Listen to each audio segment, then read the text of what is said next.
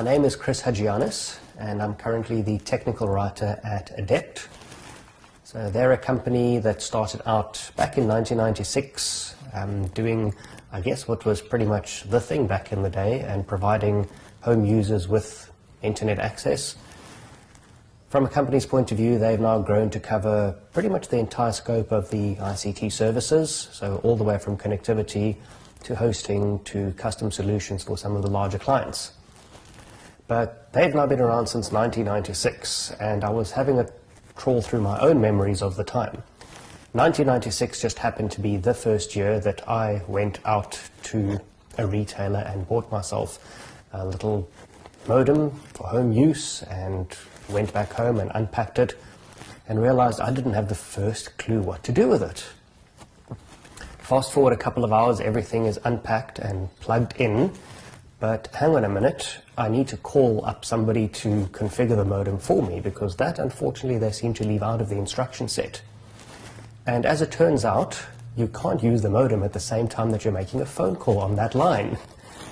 So picture, if you will, a series of back and forth pendulum swings, calling through to tech support. Thank you, yes, that's the initialization string. Is that all I need to plug in? Fantastic. Put the phone down, plug the modem back in. The modem doesn't want to connect. Oh no. Unplug the modem. Call tech support again. Hi, I think you might have given me the wrong one. Oh, I actually need to configure it as well. Thank you very much. That's also left out of the instruction set. So that was, from my side, my introduction to the internet. And many hours later, when I finally got the modem connected, I realized I didn't know what the internet was. I didn't know what to do with it. I wasn't even certain if the disk that it came with had a web browser on it. So I've just gone and spent a small fortune as a high school student to get myself connected. And I haven't the foggiest idea what to do from here on out. Back then, there was no such thing as a search engine that I was aware of, so I couldn't even search for ideas on what to do on the internet. Well, if we fast forward to a few years down the line, I was now a university student, and the opportunity came up to work at computer and network services at Wits University. So that was my first real introduction to the ICT world, but on the other side of the coin, now trying to support the people who, I guess, might at that point have been as clueless as I was in the beginning.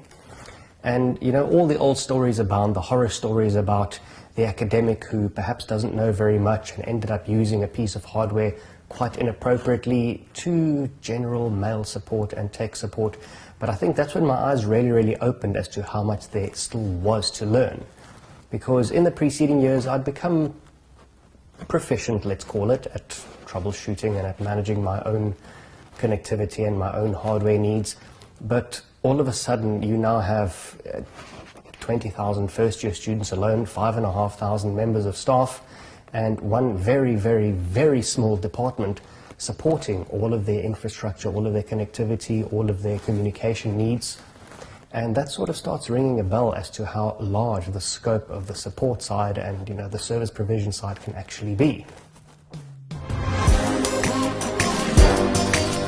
I think the term plug and play really came around to bite us somewhat, because now people had a concept in their heads of, I will take it out the box and I will connect it to its power source and its connectivity source, and everything must just work straight out of the box just like that.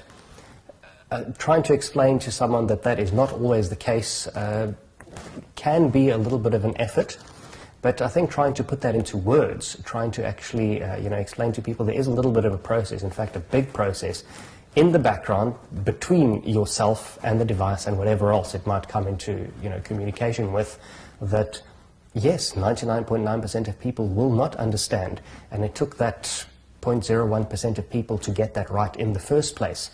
That's not always an easy message to convey, no matter which means of communication you're using, be it digital or written or verbal or whatever the case may be. But I think for me, the single biggest eye-opener has been the people-based experiences. We've seen people, single individuals as well as groups of individuals, either a single organization or multiple organizations, regulatory bodies, change the entire field. But at the same time, the most amazing thing to witness has been how the field itself has also shaped individuals and their lives. I mentioned plug and play just now. Yes, we do expect something to just fit into the slot and work straight away. But I think for those of us working in the sector, there's also a much broader appreciation of the process that it takes to bring a device or a piece of software or a service or a managed solution or a custom fix that we come up with for somebody, how much of an effort it really takes to get that to work without much input at all, and how automated it's all become. I think from the point of view of communications, that's where we've seen the biggest shift. Whether it's personal communications, whether it's transmission of data, storage of information, and most importantly, access to that information. That's probably where the internet has played the most profound, and I'm sure future histories will tell us the most important effect. 19, 20 years ago, when all of this was still on a ground level, buying a modem and connecting and having your organization right there and saying, right, you no longer need to fax us, you can now send us an email instead to communicate, that really was for the few. If we look outside today, everybody will be able to do everything on a device that fits in the palm of their hand. They will be able to access the information. They will be able to transmit that information. They will be able to share it extremely easily without the need to do pretty much anything other than tap on a screen or use a click on a mouse or a keyboard.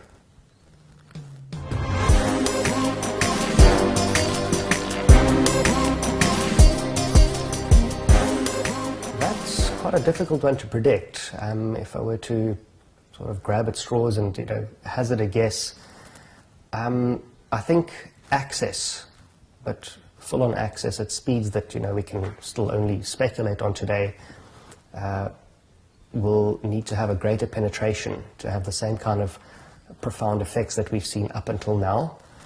And it would be really fantastic to let education have that kind of a paradigm shift as well, whereby education becomes not a lot more automated, but a lot more thorough, a lot more complete, and obviously a lot more accessible to anyone and everyone who wants it.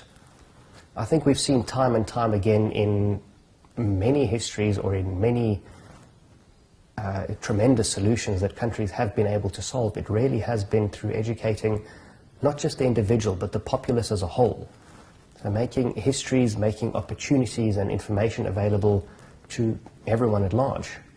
And I'm hoping that the sector will continue to expand and improve and provide more offerings to enable every single person, every single individual and every single group access to the information they need in order to improve themselves.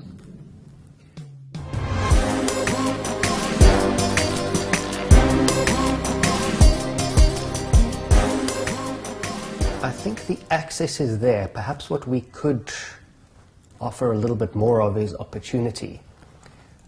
Case in point, there are individuals in various parts of South Africa who are furiously writing digital material in order to be able to offer school children a more robust syllabus, an updated syllabus, if you will, but not really much means to actually get that syllabus out to them. So, for example, the recent initiatives providing tablets to school children has been fantastic, but those opportunities have been, albeit very, very well documented and very much publicized, there have been very, very few of them. And getting the individuals who weren't involved in that process, of which there are quite a few, to actually be able to use the process to their own advantage as well as to that of the learners in such a case, has also been slightly lacking. So if there's one area we can push a little bit further on, I think that would be it.